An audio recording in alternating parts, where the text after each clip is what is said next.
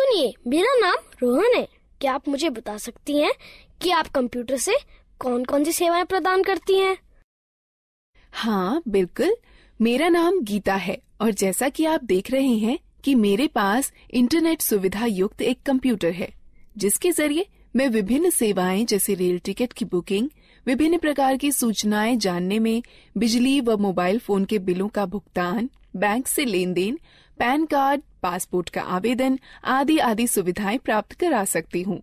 अच्छा, इसका मतलब मेरे गाँव वालों को इन कामों के लिए शहर जाने की जरूरत नहीं है?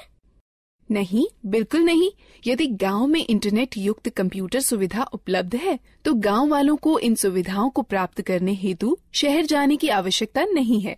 अरे, ये तो बहुत ही अच्छा है। मुझे पूरा विश्वास है कि यह सब जानकर गांव वाले भी मेरी तरह बहुत प्रसन्न होंगे। हाँ बिल्कुल, आप इन्हें गांव वालों को अवश्य बताइए। सुनिए, मेरा नाम राम प्रसाद है। आप कौन कौन सी ऑनलाइन सेवाएं प्रदान कर सकती हैं? क्या मेरे शहर गए बगैर आप मेरी बिजली बिल का भुगतान यहीं से करवा सकती हैं? मुझे यात्रा करने में बड़ी तकलीफ होती है। हाँ बिल्कुल, आप इतनी दूर गए बगैर अपना बिजली का बिल भुगतान यहीं से कर सकते हैं। ऐसा है तो ये मेरे लिए बहुत ही सुविधाजनक होगा। क्या आप कंप्यूटर के जरिए फसल के बाजारू भाव भी बता सकती हैं?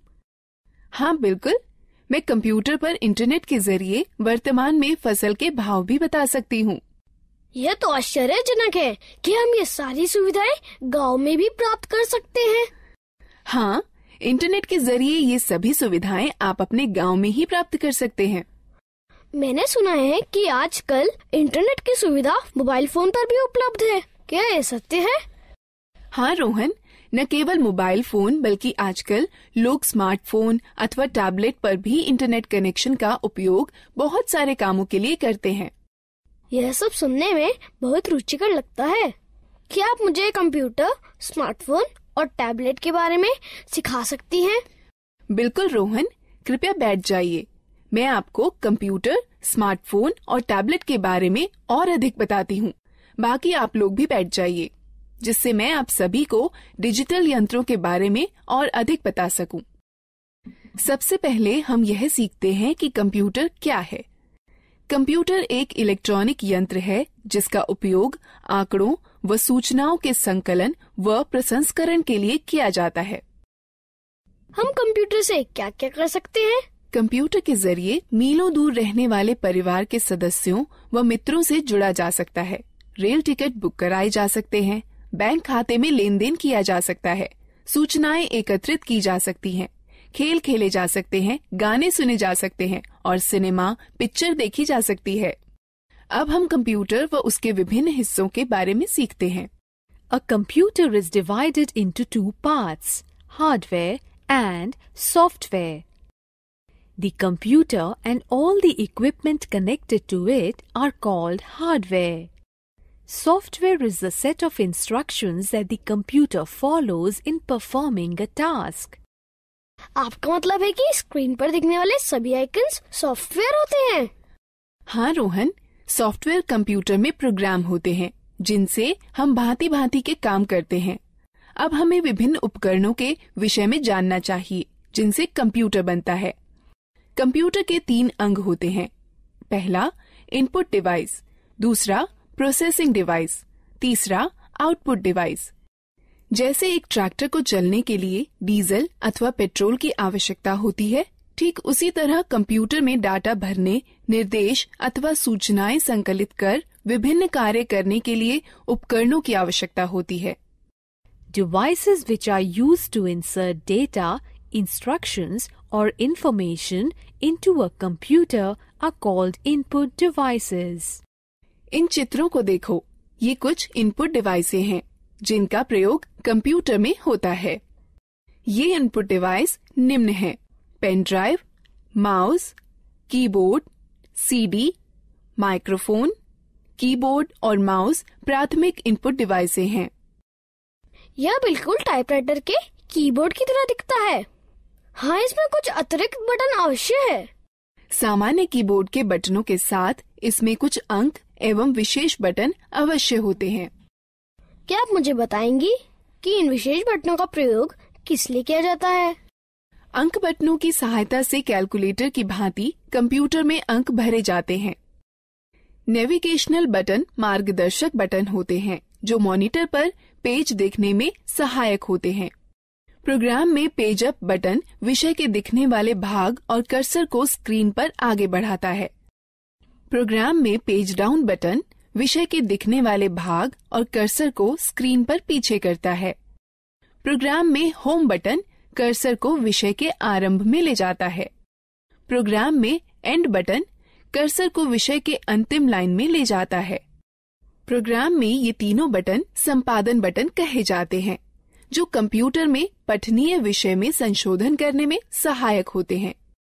ज्यादातर लेख संपादन प्रोग्रामों इंसर्ट बटन का प्रयोग किसी लेख में शब्दों को भरने और लिखावट पर शब्दों के पुनर्लेखन में होता है।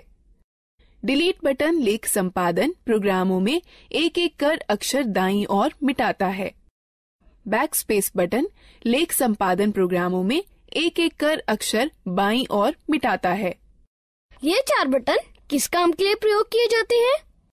ये चारों बटन दिशा निर्देशक बटन कहलाते हैं। ज्यादातर लेख संपादन प्रोग्रामों में ऊपर की तरफ तीर के निशान वाला बटन कर्सर को स्क्रीन पर ऊपर की ओर ले जाता है। ज्यादातर लेख संपादन प्रोग्रामों में नीचे की तरफ तीर के निशान वाला बटन कर्सर को स्क्रीन पर नीचे की ओर ले जाता है। ज्यादातर लेख संपादन प्रोग्रामों में बाएं की तरफ तीर के निशान वाला बटन कर्सर को स्क्रीन पर बाएं की ओर ले जाता है। ज्यादातर लेख संपादन प्रोग्रामों में दाएं की तरफ तीर के निशान वाला बटन कर्सर को स्क्रीन पर दाएं की ओर ले जाता है। क्या तुम F1 से F12 तक के बटनों को देख रहे हो? यह बटन फंक्शन बटन कहलाते हैं। यह बटन कंप्यूटर पर सक्रिय प्रोग्राम के अनुसार निर्दिष्ट किए गए विशेष कार्य को निष्पादित करते हैं। ज्यादातर प्रोग्रामों में एस्केप बटन चल रही प्रक्रिया समाप्त कर देता है। कंट्रोल और अल्टरनेट बटन क्रिया परिवर्तन बटन हैं, जो ज्यादातर प्रोग्रामों में विशिष्ट कार्य और माउस की क्रिया को या तो परिवर्तित कर देते हैं या तो बढ़ा देते हैं। विंडो बटन विंडोज के स्टार्ट मेनू को सक्रिय कर देता है। यह बिल्कुल वैसे ही होता है जैसे कि टास्क बार के स्टार्ट बटन पर क्लिक करने से होता है। अब तक हमने कीबोर्ड के विभिन्न बटनों के बारे में सीखा। अब हम माउस के बारे में सीखते हैं। माउस एक दिखाने, निर्देशन करने वाला यंत्र है जिसका प्रयोग कंप्यूटर स्क्रीन पर दिखने वाले विषय आइकन्स को इंगित कर उनसे परस्पर संबंध बनाने में होता है। आप देखेंगे कि जैसे ही माउस चलाया जाता है वैसे ही माउस चलाए जाने की दिशा में एक छोटा तीर स्क्रीन पर चलता है। इस तीर को पॉइंटर कहते हैं। पॉइंटर की सहायता से कंप्यूटर को प्रक्रिया के लिए डाटा व निर्देश उपलब्ध कराए जा सकते हैं। माउस पर 2 बटन भी होते हैं, बायां बटन और दायां बटन।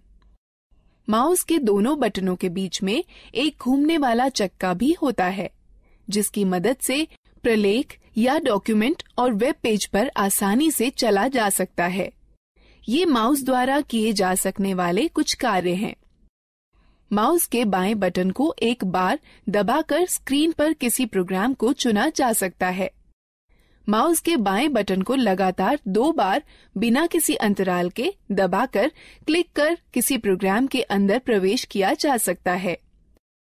माउस के दाएं बटन को दबाए जाने पर इंडेक्स मेनू खुलेगा। घूमने वाला चक्का स्क्रीन पर पेज को ऊपर नीचे खिसकाने में हमारी सहायता करता है।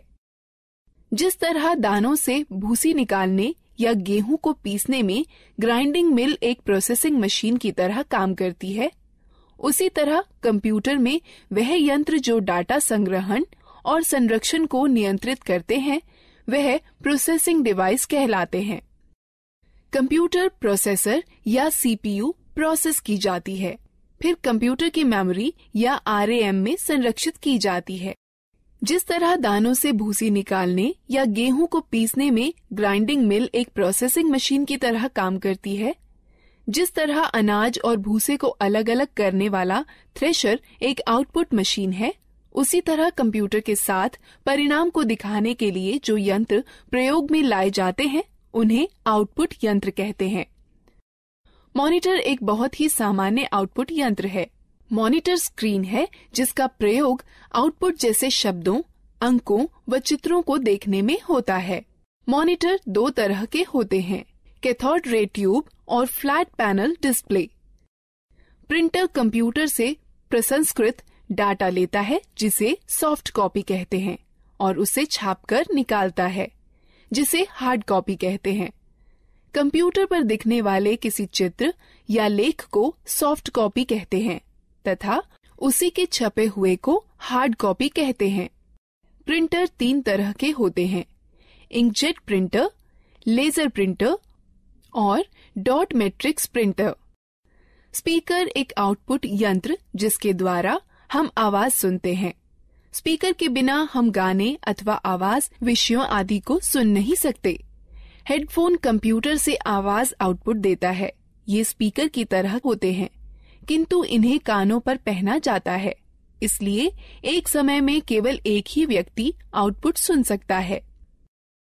प्रोजेक्टर एक आउटपुट यंत्र है जिससे किसी लेख या चित्र को समतल स्क्रीन पर दिखाया जाता है। अधिकतर प्रोजेक्टर का प्रयोग सम्मेलनों में या प्रस्तुतिकरण में होता है जिसके द्वारा प्रदर्शित होने वाले कई लोग एक साथ देख सकते हैं। अब तक हमने कई तरह की इनपुट प्रोसेसिंग व आउटपुट डिवाइसों के बारे में जाना है। अब हम लोग मजेदार गतिविधि में भाग। प्रत्येक प्रश्न के लिए सही विकल्प चुनें। सही है, अच्छा प्रयास।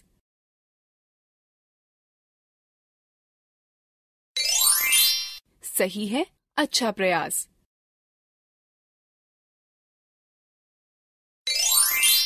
सही है, अच्छा प्रयास। सही है, अच्छा प्रयास। दीदी, कंप्यूटर सारा डाटा कहाँ संचित करता है? जिस तरह तुम्हारा दिमाग बहुत सी आवश्यक चीजों को याद रखने में तुम्हारी मदद करता है, उसी तरह कंप्यूटर डाटा संचित करता है जिसे कंप्यूटर मेमोरी कहते हैं। कंप्यूटर की मेमोरी दो तरह की होती है, प्राथमिक अथवा मुख्य मेमोरी और द्वितीयक मेमोरी। मुख्य प्राथमिक मेमोरी बहुत तेज है, इसे रैम कहते हैं। इसका अर्थ रैंडम एक्सेस मेमोरी अथवा रैम होता है। कंप्यूटर की गति रैम पर निर्भर करती है। डाटा और निर्देश मुख्य मेमोरी में संचित रहते हैं, जहां से ये प्रोसेस कर रिजल्ट प्राप्त करने के लिए सीपीयू में पुनः प्राप्त किए जा सकते हैं। रैम वह मेमोरी होती है जहां सारे प्रोग्राम संचित किए जाते हैं। कंप्यूटर की गति रैम पर निर्भर होती है। कैश मेमोरी वह मेमोरी है जो रैम का अंग होती है और प्रोसेसर के बहुत पास होती है। इसका प्रयोग प्रोसेसिंग गति को सुधारने में किया जाता है। प्राथमिक मेमोरी सीमित होती है, इसलिए असीमित डाटा को सुरक्षित करने के लिए द्वितीयक मेमोरी का प्रयोग करते हैं। चूंकि कंप्यूटर द्वितीयक मेमोरी पर सुरक्षित डाटा को सीधे प्रोसेस नहीं कर सकता, अतः प्रोसेस करने के लिए पहले रैम पर उसकी नकल तैयार की जाती है। ये कुछ डिवाइस हैं जो द्वितीयक मेमोरी की तरह कार्य करती हैं, पेन ड्राइव, हार्ड डिस्क और डीवीडी। तो एक कंप्यूटर डाटा को अपनी मेमोरी में कैसे सुरक्षित करता है? कंप्यूटर सभी सूचनाएं केवल दो अंकों 0 और 1 में संचित करता है। एक अकेली बाइनरी डिजिट अर्थात 1 अथवा 1 0 को बिट कहते हैं। 8 बिट्स के ग्रुप को एक बाइट कहते हैं। इस सारणी को देखो, इसमें बिट्स और बाइट्स के बीच के संबंध को दिखाता है। निर्देश जो कार्य पूरा करने और हार्डवेयर को नियंत्रित करने के लिए प्रयोग किए जाते हैं, सॉफ्टवेयर कहलाते हैं। सॉफ्टवेयर प्रोग्राम्स निर्देशों का योजनाबद्ध क्रमवार समूह है जो कंप्यूटर को निर्देशित करते हैं कि क्या करना है और कैसे करना है। सॉफ्टवेयर दो प्रकार के होते हैं, एप्लीकेशन सॉफ्टवेयर और सिस्टम सॉफ्टवेयर। एप्लीकेशन सॉफ्टवेयर वो प्रोग्राम होते हैं जो उपयोगकर्ता को कंप्यूटर में विशिष्ट कार्य को पूरा करने में मदद करते हैं। माइक्रोसॉफ्ट वर्ड और open office draw application software के उदाहरण हैं, जो प्रोग्राम कंप्यूटर हार्डवेयर से सीधे जुड़े होते हैं। सिस्टम सॉफ्टवेयर कहलाते हैं। कंप्यूटर चलाने के लिए आपको एक ऑपरेटिंग सिस्टम की आवश्यकता होती है, जो एक सिस्टम सॉफ्टवेयर है। हमारे आगे बढ़ने से पहले इस एक्टिविटी में भाग लेते हैं। प्रत्येक प्रश्न के लिए सही विकल्प चुनें। सही है, अच्छा प्रयास।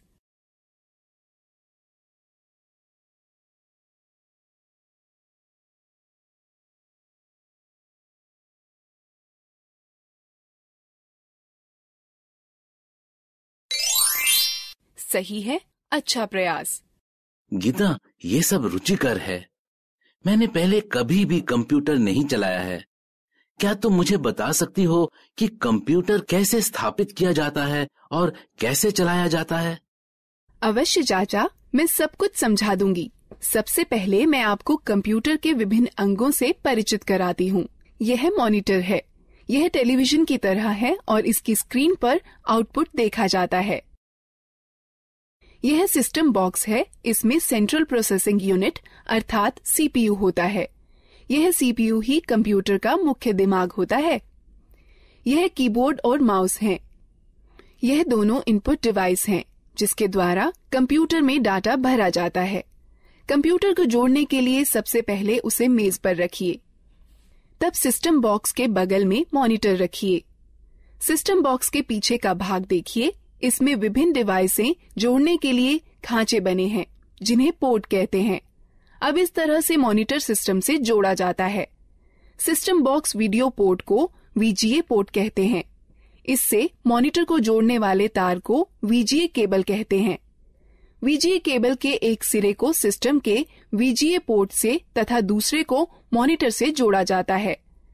कीबोर्ड दो प्रकार के कनेक्टर वाले होते हैं, PS2 कनेक्टर अथवा USB कनेक्टर। कीबोर्ड को कनेक्ट करने के लिए उसके कनेक्टर को सिस्टम के उपयुक्त पोर्ट में जोड़ा जाता है। माउस 3 प्रकार के कनेक्टर वाले होते हैं, PS2 कनेक्टर, USB कनेक्टर अथवा सीरियल कनेक्टर।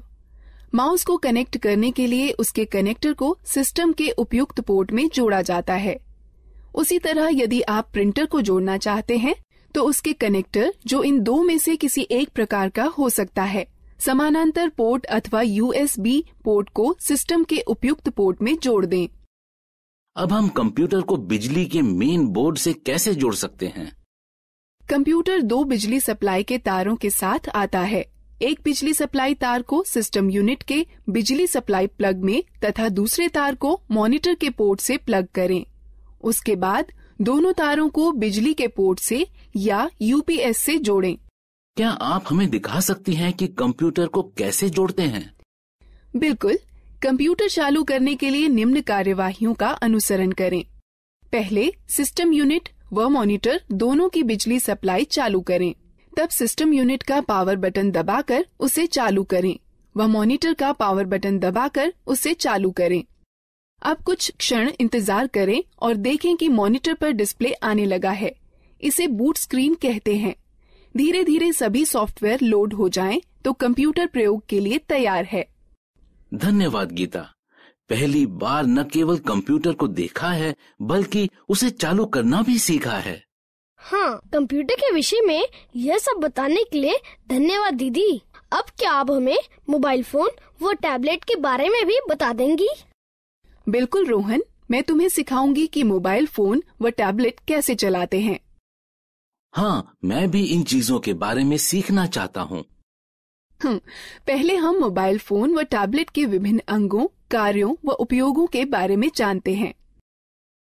जैसे आप जानते हैं कि बेसिक मोबाइल फोन एक ऐसा यंत्र है जिससे आप कॉल कर सकते हैं, कॉल प्राप्त कर सकते हैं व मैसेज लिखकर भेज सकते हैं व प्राप्त कर सकते हैं। आधुनिक मोबाइल फोनों में कई तरह की विशेषताएं होती हैं, जैसा कि इंटरनेट, खेल, कैमरा, वीडियो गेम और मार्ग निर्देशन प्रणाली। यह फोन स्मार्टफोन कहलाते हैं। कुछ मोबाइल फोनों में 2-2 सिम कार्ड एक साथ ही फिट हो जाते हैं। इन्हें डुअल सिम फोन कहते हैं। फोन के विभिन्न अंगों को देखें।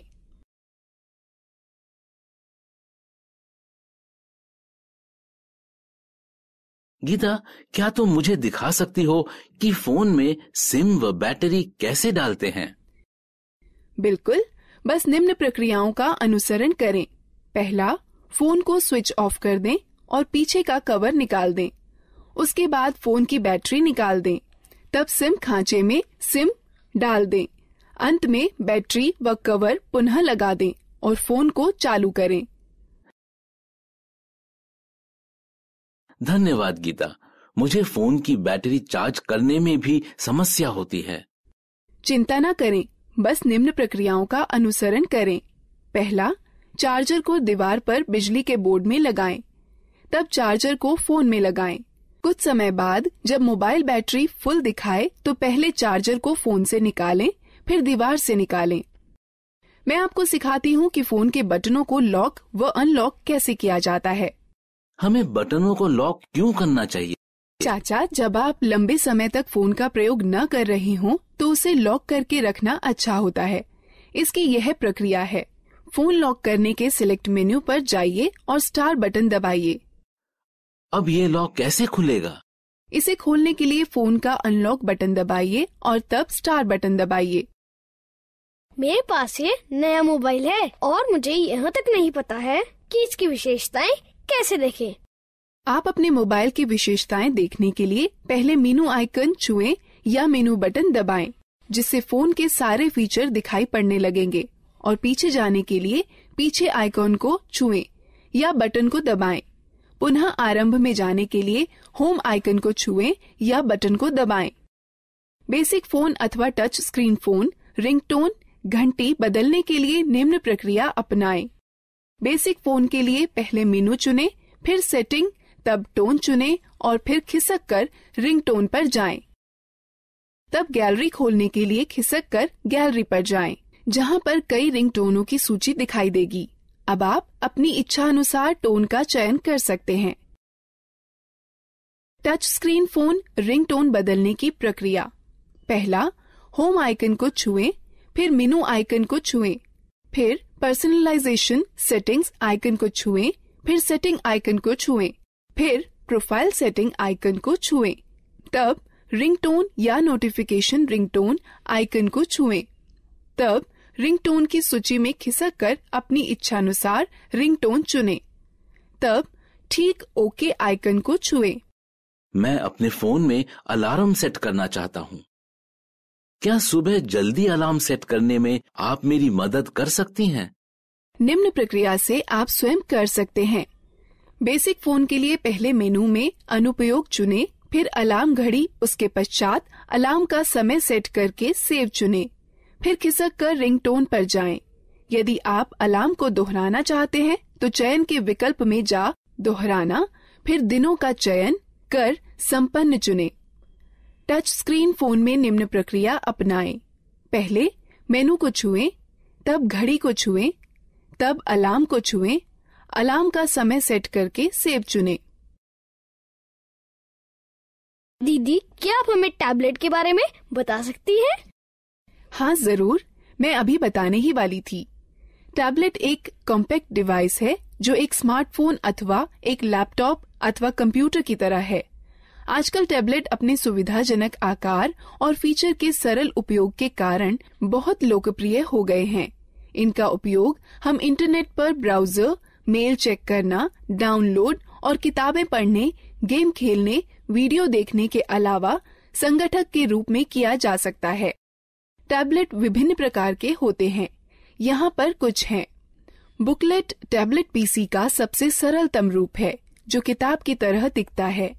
इस डिवाइस के दोनों तरफ डिस्प्ले होता है और इसकी कार्यप्रणाली दोनों तरफ छूने से कार्य करती है। यह हस्तलेख को पहचानने वाला सॉफ्टवेयर होता है, जो तुम्हें स्क्रीन पर वैसे ही लिखने की अनुमति देता है जैसे कि आप पेपर पर लिख सकते हैं। स्लेट सबसे साधारण और सबसे ज्यादा पाया जाने वाला टैबलेट पीसी है, जो अधिकतर मनोरंजन के लिए, फिल्म देखने के लिए, इंटरनेट चलाने के लिए, वीडियो देखने, वीडियो कॉल करने और दोस्तों के साथ चैट करने के लिए प्रयोग किया जाता है। कन्वर्टेबल टैबलेट लगभग पारंपरिक लैपटॉपों की तरह के ही होते हैं। इसमें बस एक बड़ा फर्क यह होता है कि इनसे टच स्क्रीन डिस्प्ले होता है, जिसे 180 डिग्री तक घुमाया भी जा सकता है। हाइब्रिड टैबलेट में स्लेट और कन्वर्टेबल टैबलेट दोनों की सबसे अच्छी विशेषताएं सम्मिलित होती हैं। हाइब्रिड टैबलेट अलग हो सकने वाले कीबोर्ड के साथ आते हैं, जो कि दिए गए स्लॉट के जरिए स्लेट पीसी में जोड़कर टैबलेट पीसी में बदले जा सकते हैं। एक रग्ड टैबलेट उन उपयोगकर्ताओं के लिए अच्छा है जो कठिन वातावरण परिस्थितियों में कार्य करते हैं।